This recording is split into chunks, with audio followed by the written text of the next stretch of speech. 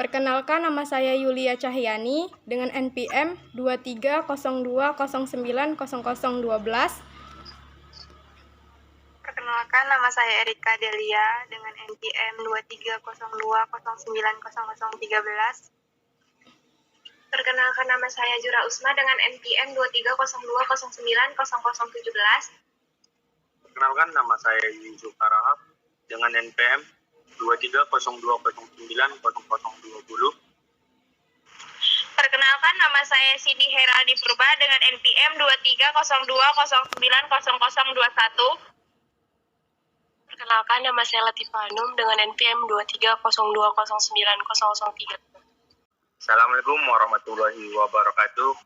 Waalaikumsalam warahmatullahi wabarakatuh. Ya, di sini kami dari kelompok 4 ingin mendiskusikan tentang manajemen tenaga pendidik dan kependidikan. Jadi, di sini kami mempunyai 5 pembahasan di dalam manajemen pendidikan ini. Yaitu yang pertama, definisi tenaga kependidikan atau pendidik. Mungkin kami akan menjelaskan masing-masing dari penjelasan tentang definisi tenaga pendidik. Untuk kawan-kawan yang ingin bertanya atau ingin menyampaikan dari definisi tenaga pendidik, dipersilakan.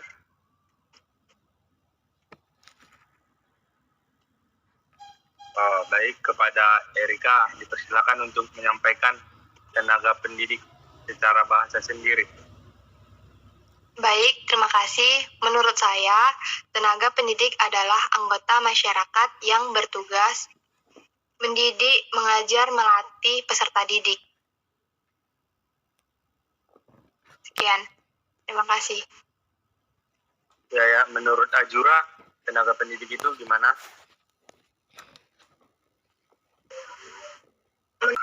Menurut saya, tenaga pendidik itu dia berasal dari masyarakat yang mengabdikan dirinya untuk keberlangsungan pendidikan. Ya, menurut Latifah, tenaga pendidik itu gimana? Kalau menurut saya sendiri, kalau tenaga pendidik itu adalah dia berasal dari masyarakat dan tugas merencanakan atau melakukan sebuah proses pembelajaran. Jadi antara lain itu kayak ada guru atau non guru juga di dalam tenaga pendidik gitu. Jadi itu merupakan definisi dari tenaga pendidik yang telah disampaikan dari kawan-kawan sekalian. Selanjutnya itu definisi manajemen tenaga pendidikan. Pada kawan-kawan yang ingin menyampaikan definisinya, dipersilakan. Kepada Cindy, dipersilakan. Jadi menurut saya, manajemen pendidikan itu segenap proses penyiapan, penataan, atau pembinaan, evaluasi sampai dengan pemutusan hubungan kerja dengan seluruh tenaga kependidikan. Dan selanjutnya,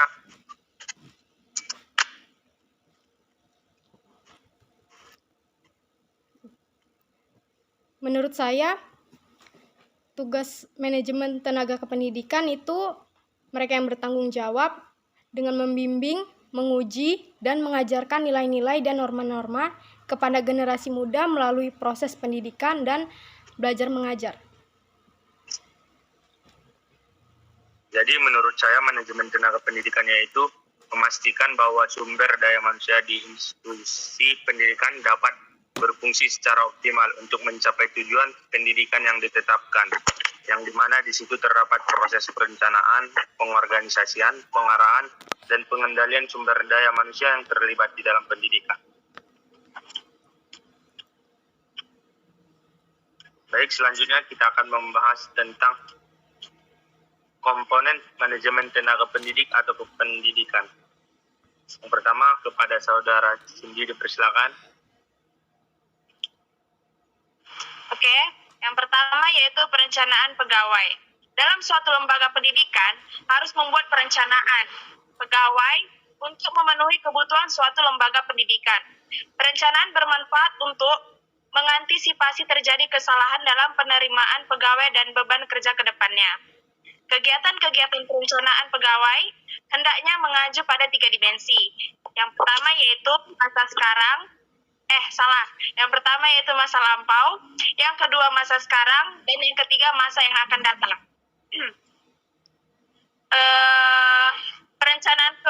Perencanaan pegawai sangat diperlukan, khususnya sekolah-sekolah swasta. Keberadaan pegawai, guru maupun non-guru menjadi pentingnya agar nantinya tidak terjadi beban di masa mendatang. Perencanaan pegawai merupakan kegiatan untuk menentukan kebutuhan pegawai, baik secara kuantitatif maupun kualitatif, untuk sekarang dan masa depan. Sekian dari saya, penjelasan dari perencanaan pegawai. Ya, selanjutnya penjelasan dari Latifah, persilakan. Baik, ini saya akan menjelaskan mengenai pegawai. Nah, tujuan dari rekrutmen pegawai ini sendiri yaitu untuk menyediakan calon-calon pegawai yang memang betul-betul ingin bekerja dan memenuhi kualifikasi untuk sebuah posisi di suatu instansi sekolah. Jadi, aspek-aspek yang perlu dipertimbangkan dari perekrutan pegawai ini sendiri itu ada usia dan pengalaman kerja gitu yang perlu diperhatikan. Kalau seandainya itu bisa memilih yang fresh graduate ataupun bisa memilih calon-calon dari kelompok yang relatif tua atau senioritas atau senior gitu yang lebih berpengalaman, yang pengalamannya lebih banyak. Dan kemudian biasanya pegawai ini melakukan sistem terbuka. Jadi sistemnya terbuka artinya warga sekolah itu bisa melihat bagaimana sistem rekrutan pegawai ini dengan seksama gitu, dengan bareng-bareng. Selesai, sip.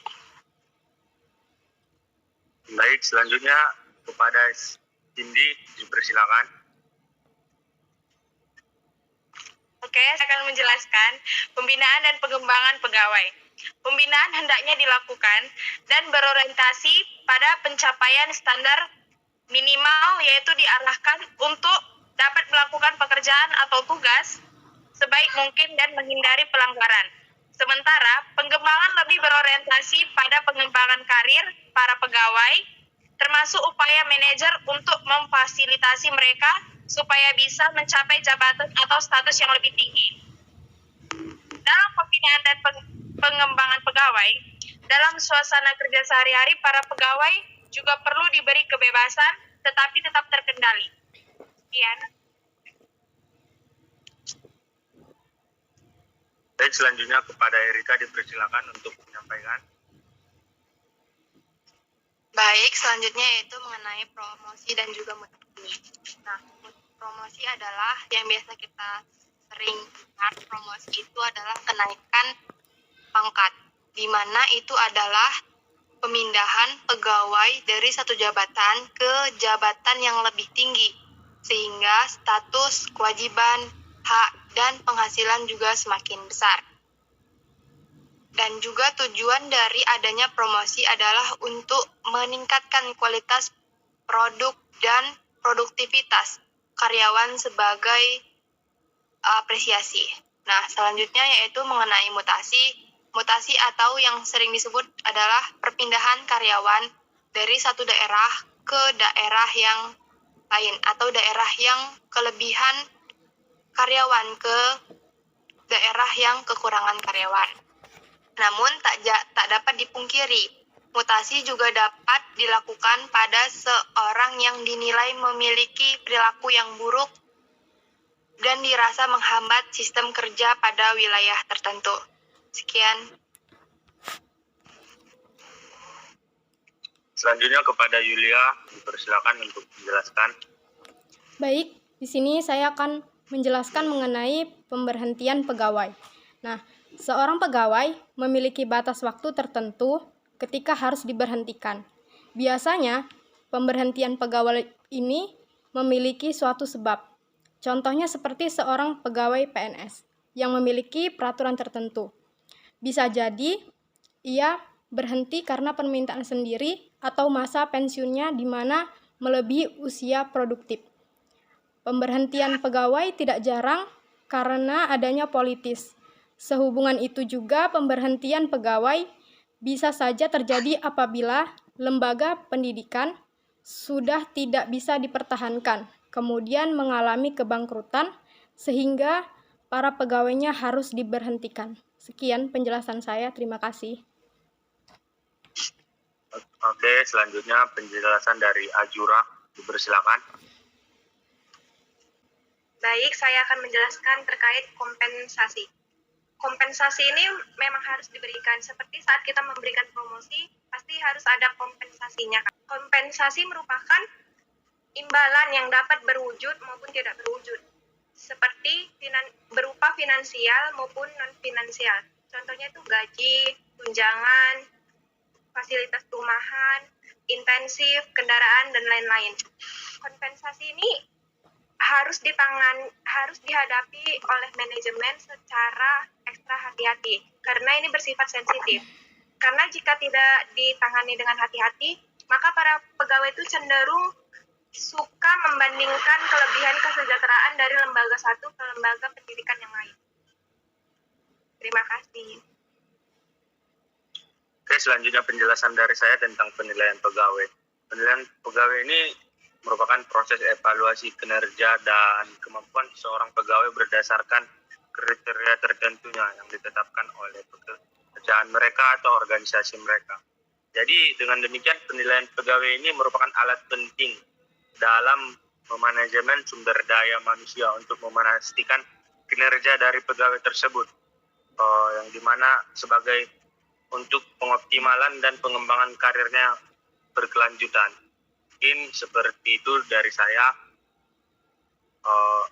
Itu merupakan diskusi kita tentang komponen manajemen pendidikan. Nah, selanjutnya yaitu kita akan mendiskusikan atau menjelaskan tentang tugas tenaga pendidik atau kependidikan. Dipersilakan kepada kawan-kawan untuk menjelaskan dari masing-masing.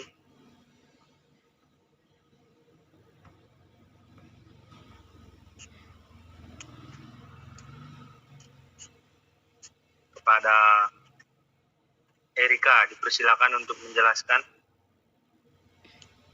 Baik, terima kasih. Di sini saya akan menjelaskan mengenai tenaga kependidikan bertugas menjadi yang pertama yaitu mengikuti kegiatan profesi.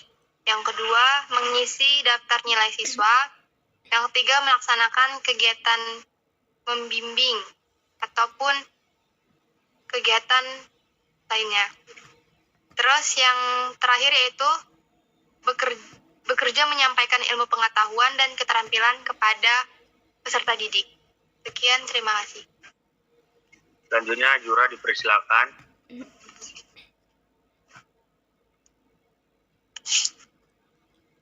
Menurut saya tuh tugas tenaga pendidik yang pertama itu merencanakan, melaksanakan proses pembelajaran, menilai hasil belajar, melakukan pembinaan dan pelatihan, serta melakukan penelitian dan pengabdian kepada masyarakat. Itu tercantum pada Undang-Undang Nomor 20 Tahun 2023 tentang Sistem Pendidikan Nasional. Pada pasal 39 ayat 2. Terima kasih. Ya, kepada Latifah dipersilakan untuk menyampaikan. Di sini saya akan menyampaikan menurut saya tugas dari tenaga pendidik dan kependidikan. Jadi menurut saya tugas dari tenaga pendidik adalah tugas untuk melaksanakan administrasi yang ada di sekolah, pengelolaan sekolah, pengembangan, pengawasan, dan pelayanan teknis untuk menunjang proses pembelajaran yang ada di sekolah. Seperti yang sudah dicantum dalam Undang-Undang Nomor 39 Ayat 1.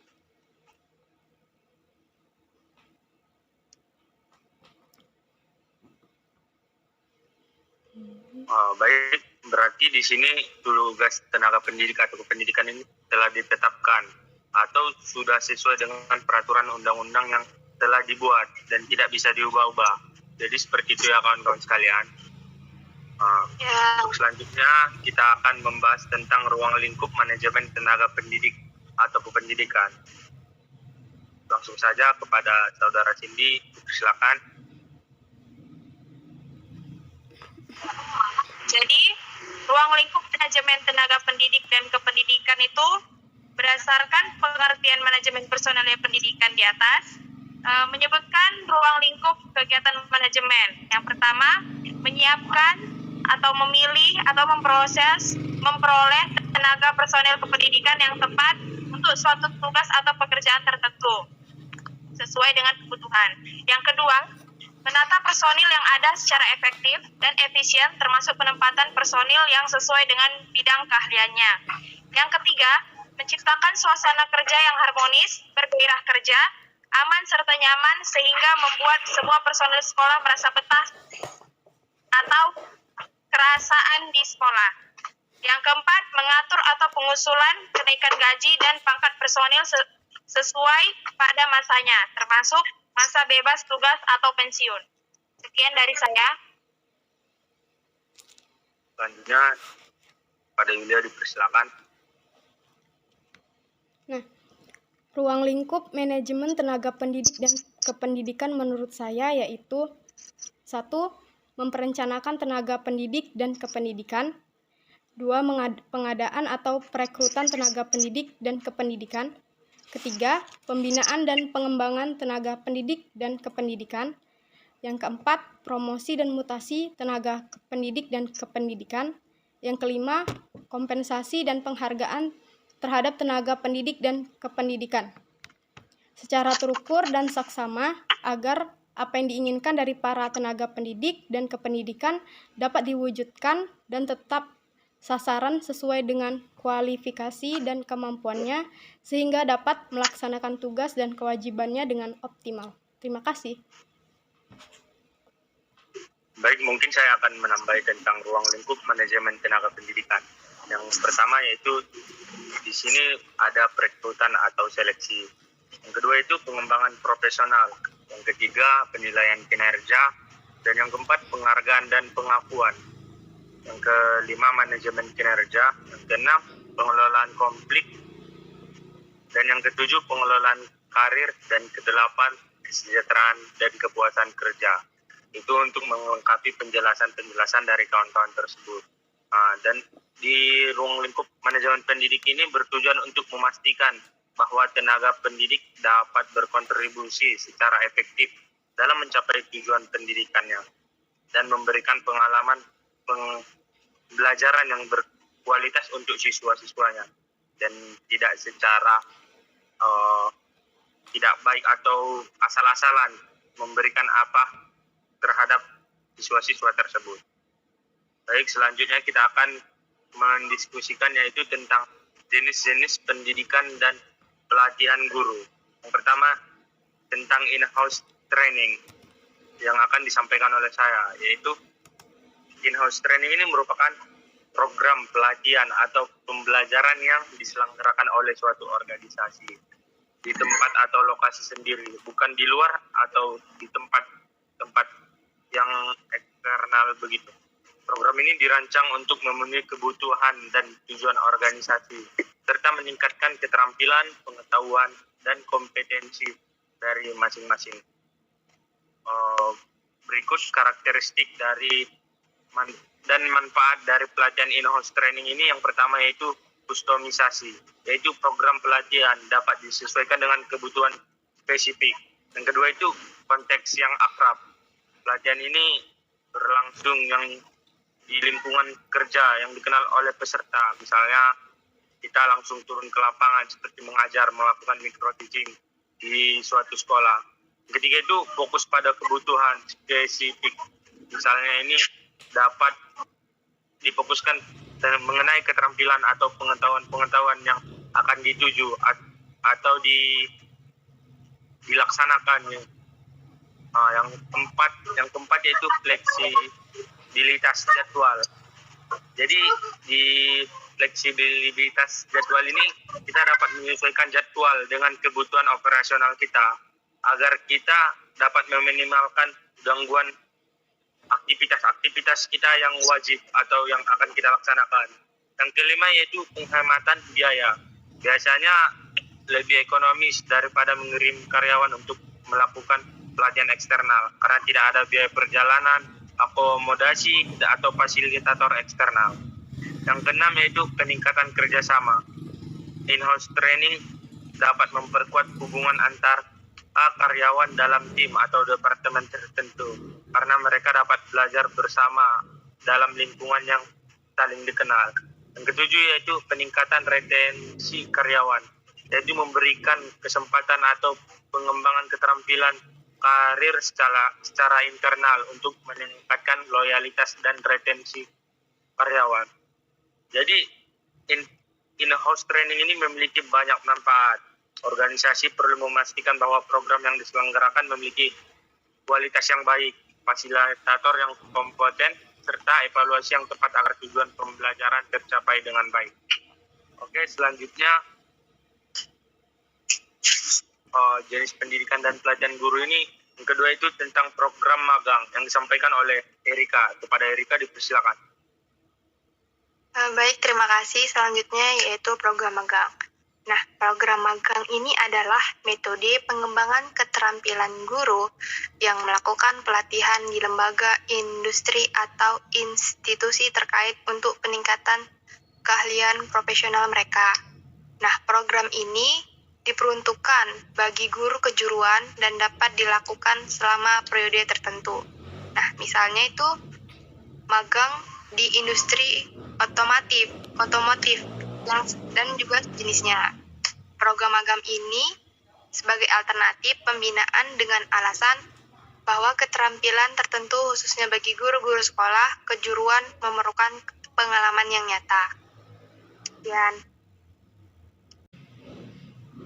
Ya, selanjutnya yaitu tentang kemitraan sekolah. Kepada Cindy dipersilakan untuk menyampaikan bagaimana definisi kemitraan sekolah tersebut ya. Dipersilakan. Oke, selanjutnya yaitu kemitraan sekolah. Kemitraan sekolah yaitu strategi pengembangan yang dapat dilaksanakan bekerja sama dengan institusi, pemerintah, atau swasta dalam keahlian tertentu. Pelaksanaannya dapat dilakukan di sekolah atau di tempat mitra sekolah. Pembinaan melalui mitra sekolah diperlukan dengan alasan bahwa beberapa keunikan atau kelebihan yang dimiliki mitra dapat dimanfaatkan oleh guru yang mengikuti pelatihan untuk meningkatkan kompetensi profesionalnya. Sekian dari saya. Nah, selanjutnya tentang belajar jarak jauh. Pada Erika dipersilakan.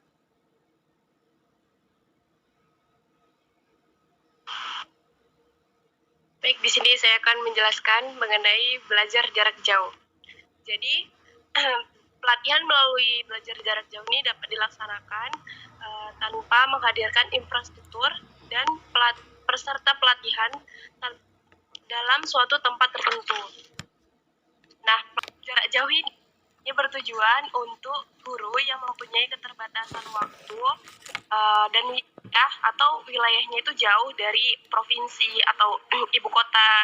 Jadi guru ini terutama di wilayah terpencil itu dapat mengikuti pelatihan nasional dengan melalui jaringan internet yang tersedia di rumahnya gitu. Oke, selanjutnya yaitu pelatihan berjenjang dan pelatihan khusus. Pada Yulia dipersilakan. Baik, di sini saya akan menjelaskan pelatihan berjenjang dan pelatihan khusus. Apa sih yang dimaksud dengan pelatihan berjenjang? Pelatihan berjenjang adalah latihan untuk membantu guru yang belum mampu menjadi mampu untuk meningkatkan kompetensi, untuk menjadi tenaga pendidik yang profesional dan memaksimalkan pembelajaran dalam kelas. Pelatihan ini dilakukan berdasarkan tingkat jenjangnya. Kemudian pelatihan khusus. Pelatihan khusus adalah pelatihan di mana para pegawai yang sudah menerima informasi yang siap pakai, khususnya pada bidang pekerjaannya sendiri. Mereka disediakan fasilitas untuk mengembangkan suatu ilmu. Terima kasih.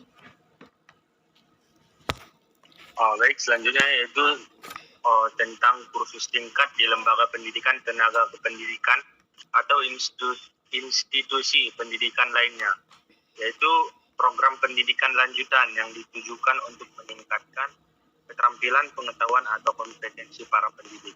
Program ini biasanya ditujukan untuk guru, dosen, atau tenaga pendidik lainnya yang memperdalam pemahaman mereka dalam bidang pendidikan untuk meningkatkan keterampilan mereka dalam pengajaran atau pembelajaran. Di sini kursus tingkat ini dapat mencakup beberapa bidang, yaitu seperti metodologi pengajaran, manajemen kelas, evaluasi pembelajaran, pengembangan kurikulum, teknologi pendidikan, psikologi pendidikan, dan topik-topik yang relevan dengan praktik pendidikan. Tujuan dari kursus ini ialah untuk meningkatkan kemampuan para pendidik dalam menyampaikan materi pelajaran, menciptakan lingkungan pembelajaran yang efektif, dan meningkatkan prestasi belajar siswa. Adapun ciri-ciri yang khas dari LPTK atau Lembaga Pendidikan Tenaga Kependidikan itu spesifik dan difokuskan kepada siswanya. Yang kedua itu pendekatan praktis. Yang ketiga, fasilitator. Yang keempat, interaksi dan kolaborasi. Yang kelima, sertifikasi atau pengakuan. Yang keenam, pengakuan kualitas dan pengajaran. Jadi kursus tingkat di LPTK atau institusi pendidikan lainnya merupakan sarana penting untuk pengembangan profesional para pendidik yang berkontribusi pada peningkatan mutu pendidikan secara keseluruhan. Mungkin sekian penjelasan dari saya. Selanjutnya yaitu tentang pembinaan internal sekolah. Kepada Ajura dipersilakan. Baik, terima kasih. Pembinaan internal sekolah berarti itu dilakukan di dalam sekolah. Dilaksanakan oleh kepala sekolah dan guru-guru yang memiliki kewenangan membina melalui rapat dinas, rotasi tugas, dan sebagainya. Pembinaan ini dilakukan agar guru memiliki kompetensi dalam proses pembelajaran yang dalam mengelola pembelajaran dan memiliki mutu pembelajaran. Nah, itu tadi tujuh jenis-jenis pendidikan dan pelatihan. Terima kasih. Baik, mungkin ini sudah dijelaskan oleh kawan-kawan tentang jenis-jenis pendidikan dan pelatihan guru. Jadi kami sudah mendiskusikan yang pertama tadi yaitu tentang pendidikan, yang kedua itu manajemen tenaga pendidikan. Terus yang ketiga tugas tenaga pendidik atau kependidikan. Yang keempat tentang ruang lingkup manajemen tenaga pendidik atau kependidikan. Yang kelima yaitu jenis-jenis pendidikan dan pelatihan guru. Mungkin sekian hasil dari diskusi dari kelompok kami.